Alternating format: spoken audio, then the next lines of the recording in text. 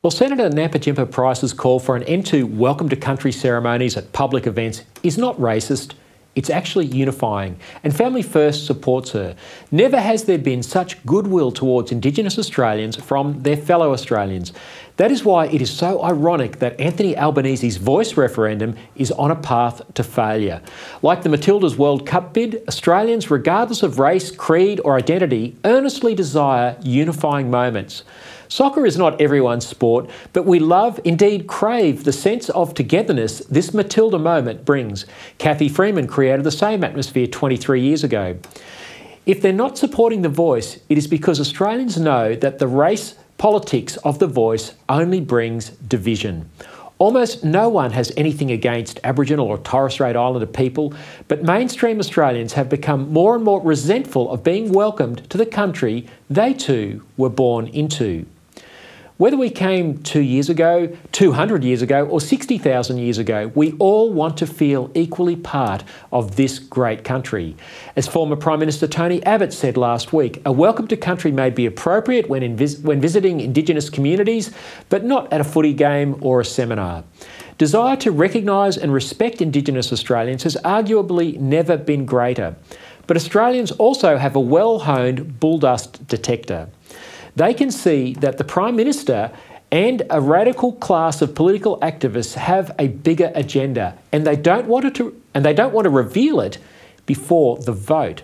The Uluru Statement from the Heart is no Gettysburg-like address, as the Prime Minister keeps claiming. Abraham Lincoln, his famous oration with the assertion that all men are created equal, the Voice, in contrast, begins with the presupposition that some peoples are more equal than others. Lincoln was seeking the unity of his nation going forward, despite the soft earth of the graves of the soldiers where he stood on a slope overlooking a battle-scarred town on that day in 1863. Again, in contrast, the Uluru Statement from the Heart seeks sovereignty.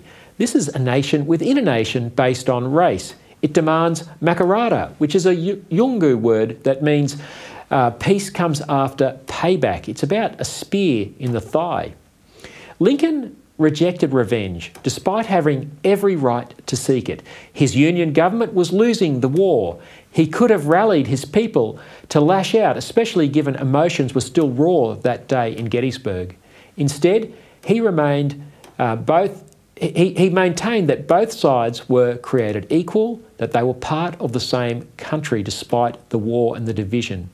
Lincoln's second inaugural address, delivered a month before the war ended, but with the Union clearly now ascended, built on the themes of Gettysburg. With malice towards none, he famously intoned.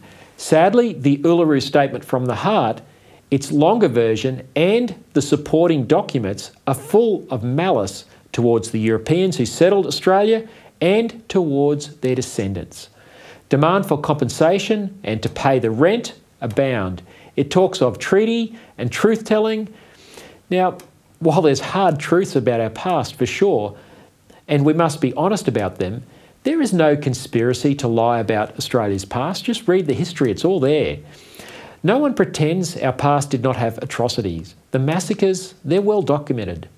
But the truth is the massacres and diseases are not the full story.